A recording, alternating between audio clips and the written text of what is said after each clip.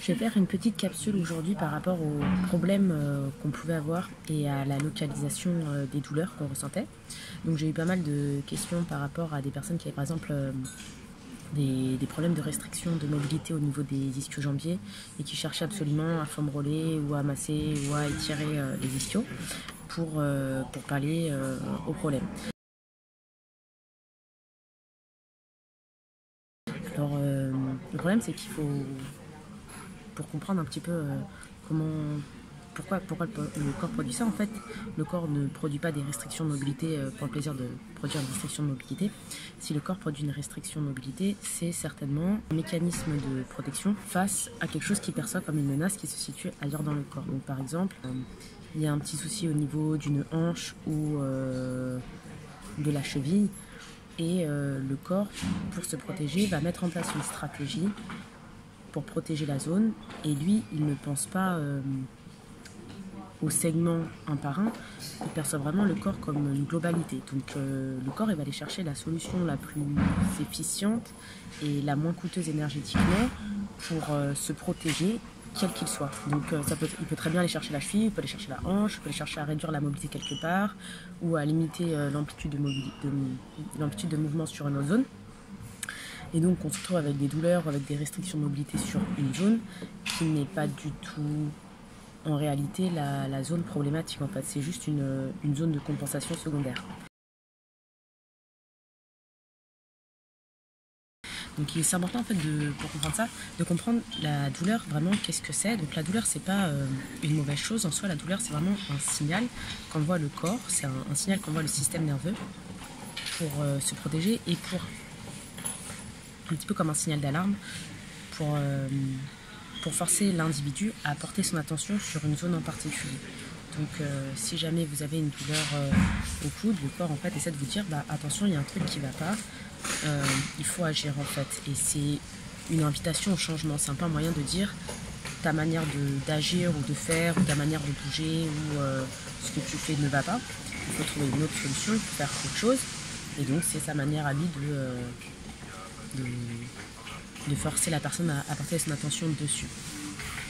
Donc quand on va prendre en compte une pathologie ou un problème, ou quelqu'un qui a une douleur à l'épaule ou une restriction de mobilité quelque part, c'est important de ne pas focaliser son attention sur la zone en question, mais d'essayer d'avoir une vision globale du corps pour essayer de comprendre et de distinguer la zone à l'origine du problème de la zone secondaire qui est en fait la zone de compensation.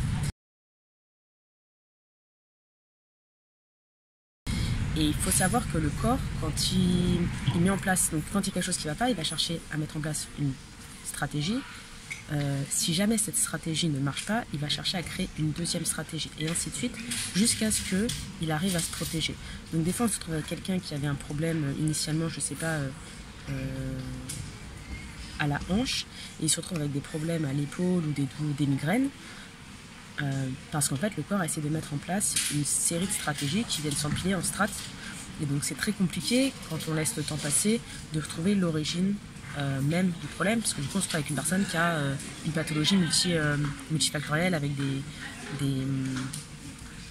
symptômes divers et variés.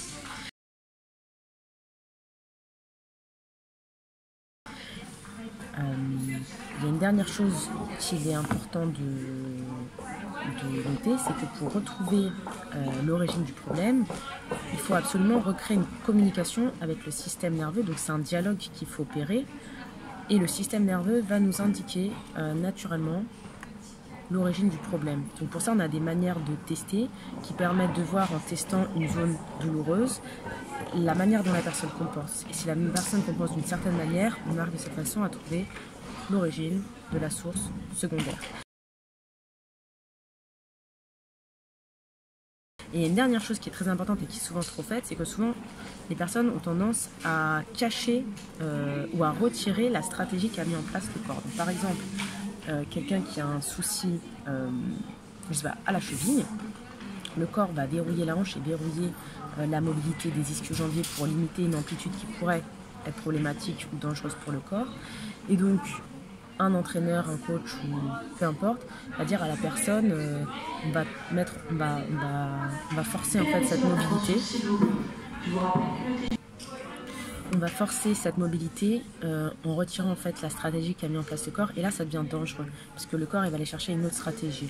Ou par exemple quelqu'un qui a un problème de mobilité de cheville, qui en fait son problème de mobilité de cheville sans le savoir, c'est une compensation, c'est une stratégie de compensation du corps pour limiter l'individu par rapport à un autre problème dont il n'a pas conscience.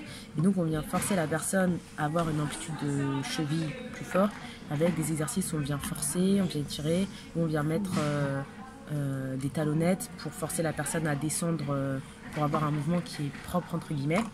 Et du coup on vient retirer la stratégie qu'a mis en place le corps, et donc le corps lui par action il n'est pas bête, il fallait chercher une autre stratégie. Donc c'est un engrenage.